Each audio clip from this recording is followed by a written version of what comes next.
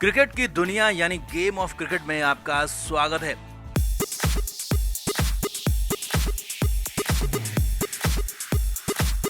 Sydney में भारत और Australia के बीच तीसरा टेस्ट मैच चल रहा है। इस मैच में भारत की हालत बेहद खराब हो चुकी है और अगर कहा जाए कि टीम इंडिया हार की कगार पर है तो गलत नहीं होगा, क्योंकि टीम इंडिया को अब चौथी पारी में बहुत बड़ा टारगेट मिलने वाला है जिसे हासिल करना लगभग नामुमकिन दिख रहा है।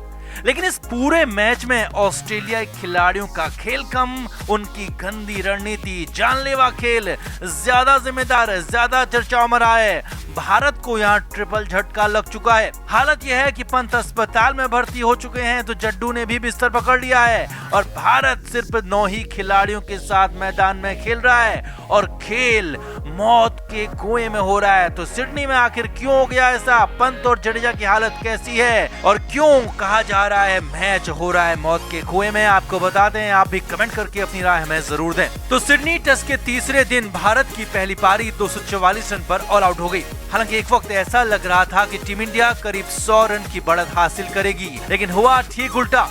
भारत करीब 100 रन ही पीछे रह गया और फिर दूसरी पारी में ऑस्ट्रेलिया ने खराब शुरुआत के बाद शानदार खेल दिखाया। स्मिथ और लाबुशेन ने दूसरी पारी में भी ऐसा खेल दिखाया है कि भारत के हाथ से मैच करीब करीब छीन लिया है। हालांकि एक बार जब पुजारा और पंत खेल रहे थे तब लग रहा था कि टीम इंडिया अच्छा स्कोर करेगी, लेकिन पंत बीच मैदान में चोटिल हो गए और पंत को मैदान तक छोड़ना पड़ा। जी हाँ, पैट कमिंस के एक बाउंसर बॉल सीधे जाकर ऋषभ पंत की कोहनी पर लगी। बॉल इतनी तेज थी कि पंत चीख पड़े और तुरंत बैठ गए। तुरंत ऋषभ पंत के लिए फिजियो मैदान में आए। ऋषभ पंत की कोहनी में पट्टी तक बांधी गई, लेकिन पंत की चोट इतनी तेज थी कि पंत इससे उबर ही नहीं पाए और आउट हो गए। ऋषभ पंत के आउट होते ही उनके जोड़ीदार चेतेश्वर पुजारा भी चलते बने और कहां तो भारत का स्कोर 4 विकेट पर 195 रन था, वहीं भारत ने अगले 20 रन में अपने 5 विकेट गंवा दिए। अब पंत की हालत खराब होता देख उन्हें तुरंत अस्पताल भेज दिया गया और उनका स्कैन कराया जा रहा है और स्कैन की रिपोर्ट अभी आना बाकी है। अब नुकसान सिर्फ इतना नहीं था, पंत का चोटिल होना भारत के लिए अकेला बड़ा झटका नहीं था। रविंद्र जडेजा भी बैटिंग के दौरान चोटिल हो गए। जडेजा के अंगूठे पर बेहद तेज बॉल लगी और जडेजा भी मैदान में ही घायल हो गए और उनका मैदान में ही इलाज किया गया। अब जडेजा ने इसके बाद बैटिंग तो की, लेकिन भारत की पारी जैसे ही खत्म हुई तो तुरंत जडेजा ने भी बिस्तर पकड़ लिया। हालत बेहद खराब होता देख जडेजा को भी अस्पताल भेज दिया गया और जड्डू का भी स्कैन कराया जा रहा है। अब यहाँ दूसरी पारी में भारत के लिए पंत की जगह साहा मैदान में उतरे, जबकि जडेजा की जगह पर मयंक अग्रवाल फील्डिंग के लिए आए।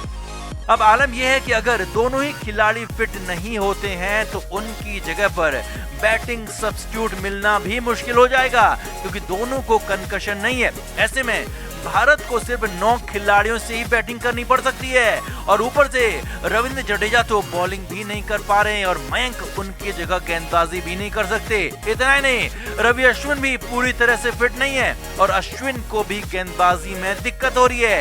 यानी भारत को ट्रिपल झटका लगा है। जड्डू और पंत पूरी तरह से अनफिट हो गए हैं तो अश्विन के भी हाल खराब हैं।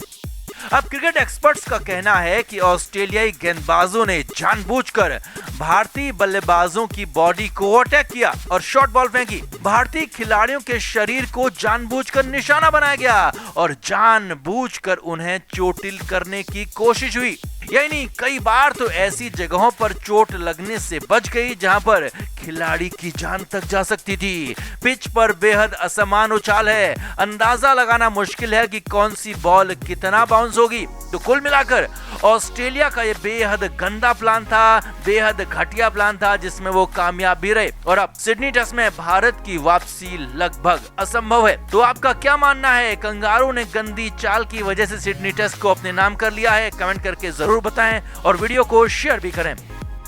क्रिकेट के हर नए अपडेट के लिए गेम ऑफ क्रिकेट को सब्सक्राइब करें और उसके बाद बेल आइकन को प्रेस करना ना भूलें, ताकि सिर्फ आपको मिले गेम ऑफ क्रिकेट की हर खबर सबसे पहले।